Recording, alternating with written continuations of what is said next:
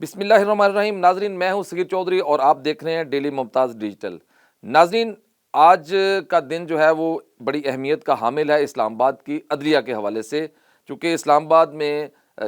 آباد high court میں 3 ججز نئے جو ہیں وہ ان کو ٹرانسفر کر کے یہاں بھیجا گیا اسلام آباد ہائی کورٹ میں، جس میں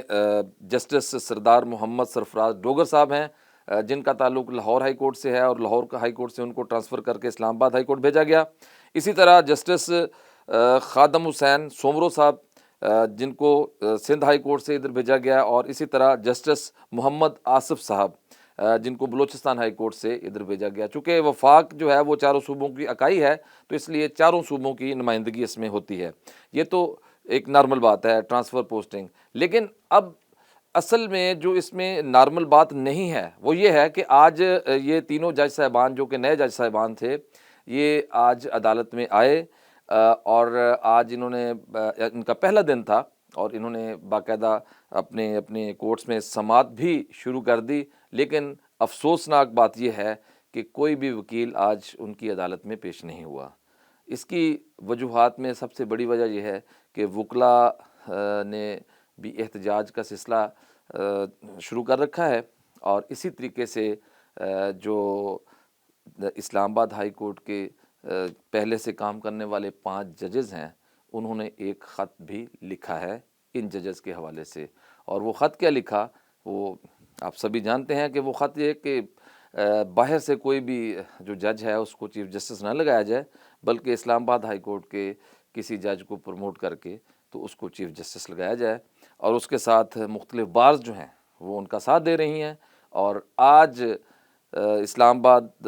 ہائی کورٹ بار ایسوسی ایشن کی جانب سے مکمل ہڑتال رہی، عدالتوں کا بائیکاٹ رہا۔ اسلام آباد بار کونسل کی جانب سے ہائی کورٹ کا اور دیگر عدالتوں کا بائیکاٹ رہا، اور اس طرح اسلام آباد ڈسٹرکٹ کورٹس کی جانب سے بھی، جو اسلام آباد ڈسٹرکٹ کورٹ بار ہے اس کی جانب سے بھی ہڑتال کا اعلان رہا، اور کوئی وکیل بھی عدالت میں پیش نہیں ہوا۔ جو نئے آنے والے جج صاحبان تھے، ان کو وارم ویلکم کرنے کے لیے صرف سرکاری جو وکلا ہیں وہ ہی عدالت پہنچے، انہوں نے ان کا استقبال کیا اور انہیں مبارکباد دی۔ اور اس کے علاوہ جو اسلام آباد ہائی کورٹ رپورٹر ایسوسی ایشن ہیں، اس کے صدر ہیں حسین چودھری، اور سینئر وائس پریزیڈنٹ ہیں بلال شیخ، اور ان کے ساتھ جو پوری باڈی ہے، انہوں نے نئے آنے والے ججز کو ویلکم کہا، پھولوں کا بوکے پیش کیے اور انہیں مبارکباد دی۔ لیکن جو وکلا تھے جنہوں نے آج عدالتوں میں پیش ہونا تھا، وہ عدالتوں میں آج پیش نہیں ہوئے۔ وہ ایک بڑی افسوسناک صورتحال ہے۔ اور دوسری جانب 1 فروری کو ایک اعلامیہ جاری ہوا تھا، اور جس میں آل پاکستان وکلا کا جو ہے وہ ایک نمائندہ کنونشن منعقد کیا گیا، جس کی ہوسٹ جو تھی وہ لاہور ہائی کورٹ بار ایسوسی ایشن، اور اس کے علاوہ لاہور بار ایسوسی ایشن تھی، اور ملک بھر سے وکلا وہاں پر آئے۔ وکلا کہہ یہ رہے ہیں کہ جو ججز ہیں ان کا انتخاب جو اسلام آباد ہائی کورٹ کے چیف جسٹس ہیں، فوکس اسی پہ ہے، صرف ایک ہی صرف فوکس ہے کہ لاہور ہائی کورٹ سے اسلام آباد ہائی کورٹ کا چیف جسٹس نہیں ہونا چاہیے، چونکہ جو موجودہ چیف جسٹس ہیں جسٹس عامر فاروق صاحب، وہ چونکہ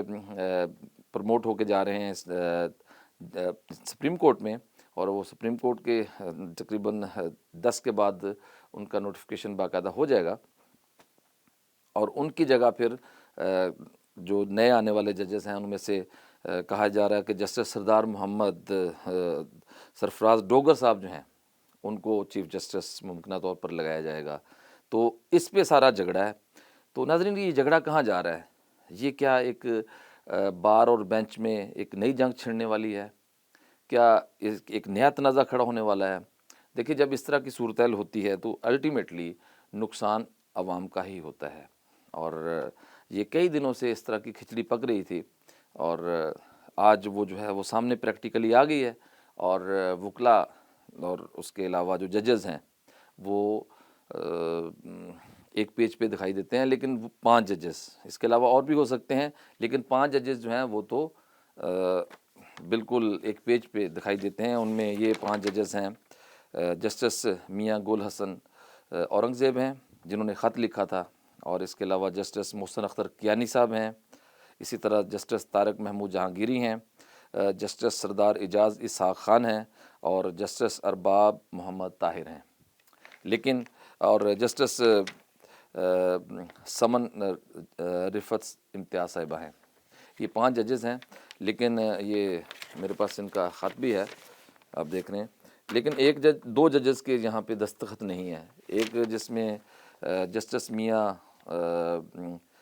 گل حسن اورنگزیب ہیں، اور اس کے علاوہ جسٹس ارباب محمد طاہر، ان کے دستخط موجود نہیں ہیں، لیکن جو باقی 3 ججز ہیں ان کے ہیں، کیونکہ انہوں نے بہت سے لمبے چوڑے مطالبے کیے ہیں اور مختلف حوالہ جات دیے ہیں، اور اس میں انہوں نے جو یہ اٹینشن کیا ہے یا جو یہ خط لکھا گیا ہے وہ لکھا گیا ہے honourable chief justice Yahya Afridi, chief justice of Pakistan,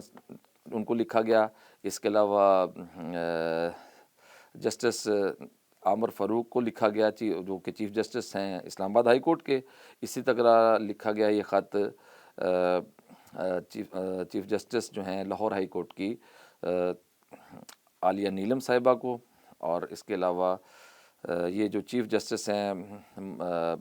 Sindh high court کے، ان کو خط لکھا گیا محمد شفیع صدیقی صاحب کو۔ تو یہ انہوں نے اس میں اٹینشن بھی کیا، ان کو خط لکھے، اور اس میں وجہ یہ بیان کی گئی کہ اسلام آباد ہائی کورٹ میں چیف جسٹس جو لگنا چاہیے وہ یہیں سے ہونا چاہیے۔ ناظرین، ڈیبیٹ یہ ہے، گفتگو یہ ہے کہ کیا ججز جب حلف اٹھاتے ہیں، اوتھ لیتے ہیں، اور اوتھ لینے کے بعد وہ اپنی ذمہ داریاں شروع کر دیتے ہیں، تو کیا ان کا اوتھ ان کو اس قسم کے خط لکھنے کی اجازت دیتا ہے یا نہیں دیتا؟ یہ ایک بڑا اہم نقطہ ہے، اور یہی نقطہ جو ہے اس کے گرد ہی گھومتا ہے کہ کیا یہ کوڈ آف کنڈکٹ میں آتا ہے یا نہیں آتا۔ کیا ایک سرونگ جج جو کہ سرو کر رہا ہے ہائی کورٹ میں، وہ اپنے تحفظات کے لیے یا اپنی چوائس کے لیے کسی چیف جسٹس کو یا دوسری جو ہائی کورٹس ہیں ان کے چیف جسٹس کو ایسے خط لکھ سکتا ہے؟ کیا یہ کوڈ آف کنڈکٹ میں آتے ہیں یا نہیں آتے؟ یہ ایک بڑا اہم نقطہ اور ایک بڑا اہم سوال ہے، چونکہ اس سے پہلے بھی ججز خط لکھ چکے ہیں اسلام آباد ہائی کورٹ کے، اور وہ اپنی خواہشات کا اظہار کر چکے ہیں، جس پہ بڑا شور شروع ہوا تھا۔ تو ناظرین، یہ اس طرح کی چیزیں ہیں جس سے ہماری عدلیہ جو ہے آخری نمبروں پہ ہے، اور دنیا ہمارا مذاق اڑاتی ہے انصاف کے حوالے سے، اور یہاں پہ انصاف کی یہ صورتحال ہو تو پھر وہاں پہ ترقی کیا ہوگی؟ باہر سے کیوں لوگ یہاں پر آ کے سرمایہ کاری کریں گے؟ کیوں آ کے فیکٹریاں لگائیں گے، انڈسٹری کیوں لگائیں گے، ترقیاتی منصوبے کیوں یہاں پہ شروع کریں گے، جب انصاف کی یہاں پہ صورتحال یہ ہوگی؟ ہم دنیا کو کیا دکھانا چاہتے ہیں کہ ہم جو ہیں وہ کسی ڈسپلن کو فالو نہیں کرتے؟ یہ ایک بڑی اہم چیز ہے، یہ صرف معمولی خط نہیں ہے ناظرین، یہ اس کا امپیکٹ ایک اسٹیٹ پہ پڑتا ہے، ایک پوری اسٹیٹ پہ یہ چیزیں اثر انداز ہو رہی ہیں، اور اسٹیٹ پہ اثر انداز ہونے کا مقصد یہ ہے کہ جو ہمارا ایک ترقی کا ایک پہیہ ہے وہ آہستہ آہستہ رکنا شروع ہو جاتا ہے۔ تو یہ جو چیزیں ہیں یہ ہمارے ملک کی ترقی کے لیے یا کسی بھی لحاظ سے ہمارے ملک کو آگے بڑھنے کے لیے فیور تو نہیں کر سکتی۔ ہم یہ تو نہیں کہہ سکتے کہ یہ بہت فیوریبل ہیں، البتہ فیوریبل نہیں ہے، اس سے ہمارے ملک کو نقصان ضرور ہوگا، اور یہ جو کھینچا تنی کا عالم ہے، یہ میرا خیال ہے کہ شاید اس میں آگے جا کے یہ ایک بڑی جنگ کی صورت اختیار کر جائے، اور ایک بڑی تحریک کی شاید صورت اختیار کر جائے، خدا نخواستہ لوگ وکلا پھر سڑکوں پہ آئیں، ایک تحریک شروع ہو جائے، اور پھر عدلیہ بحران کی طرف چلی جائے۔ تو اس طرح کی چیز جو ہے وہ ڈیمیج کرتی ہے ملک کے نہ صرف عدلیہ کے سسٹم کو بلکہ پورے ملک کو، چونکہ پورا ملک جو ہے وہ اس وقت عدالتوں کی طرف دیکھ رہا ہوتا ہے، سب کو انصاف کی توقع ہوتی ہے، اور اگر انصاف نہ ملے یا انصاف دینے والوں کا یہ حال ہو تو پھر حالات جو ہیں وہ بہتری کی طرف کبھی بھی نہیں جاتے۔ تو یہ جو چیزیں ہیں یہ دیکھنے والی ہیں کہ کیا اس طرح کی چیزیں ہونی چاہیے، کیا ہمارا ملک جو ہے وہ ایسے اقدامات کا متحمل ہو سکتا ہے؟ تو ناظرین، اس پہ سوچنا بہت ضروری ہے۔ اب دیکھتے ہیں آگے کیا ہوتا ہے، چونکہ ابھی تو یہ تحریک کا آغاز ہو چکا ہے، ہڑتالیں شروع ہو چکی ہیں، وکلا کا عدالتوں میں پیش نہ ہونا ایک کوئی اچھا تاثر نہیں ہے۔ تو انشاءاللہ اس میں جو بھی اپڈیٹ ہوگی وہ آپ کو ہم دیتے رہیں گے۔ مجھے اجازت دیجیے، اللہ حافظ۔